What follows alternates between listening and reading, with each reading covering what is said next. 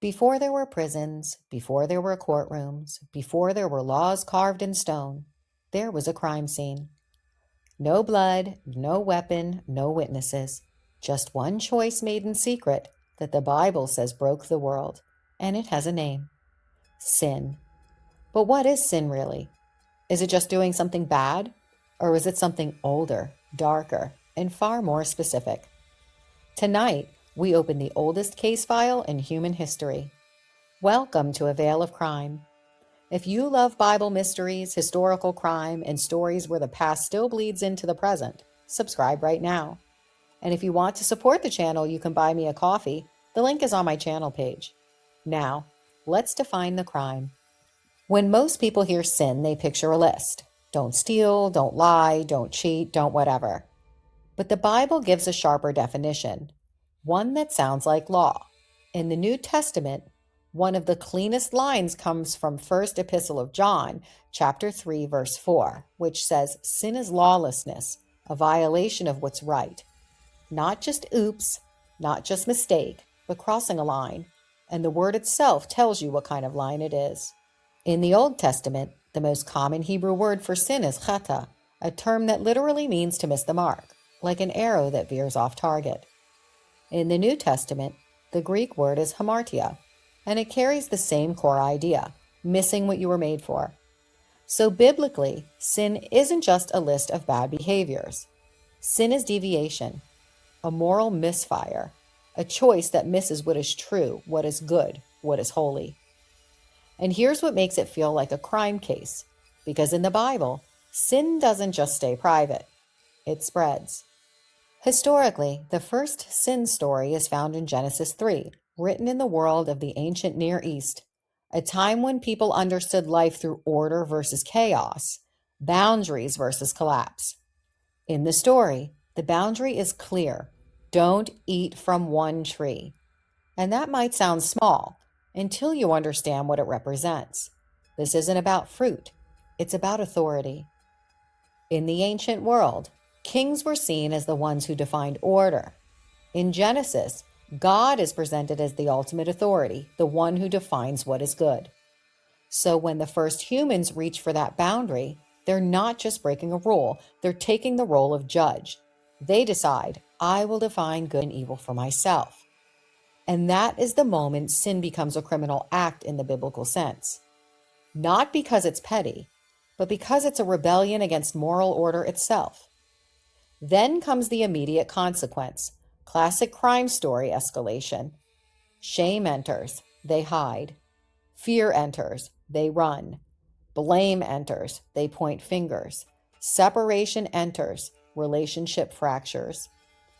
In biblical storytelling, sin isn't introduced as a hobby.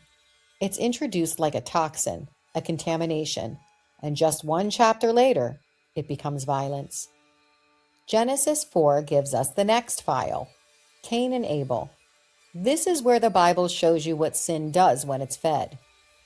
Cain is angry, jealous, humiliated, and God speaks to him in a language that sounds like a warning from a detective who's seen this pattern before. Sin is crouching at the door, and it desires to have you. That's not phrased like a harmless mistake. That's phrased like a predator. Then Cain takes Abel into a field, away from people, away from eyes, away from interruption, and Abel dies. And here's the chilling part. The Bible presents the murder as the outcome, not the beginning.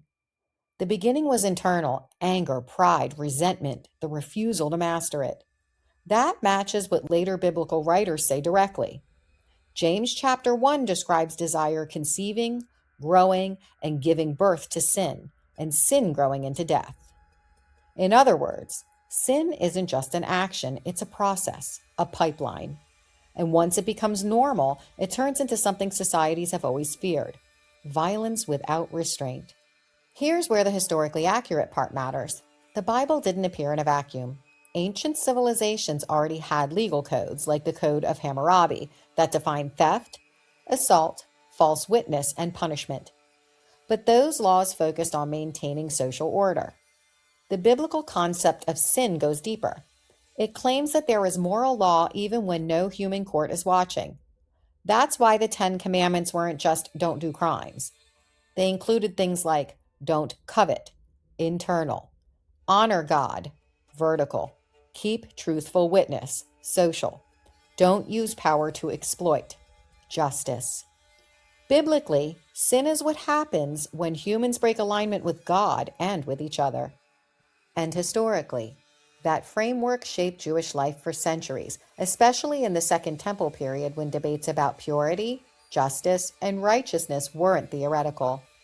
They affected real communities, real courts, real consequences.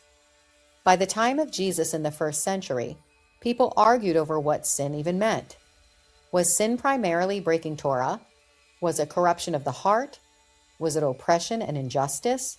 Was it ritual impurity? Was it all of the above? And the New Testament writers respond with a sweeping claim. Sin is universal.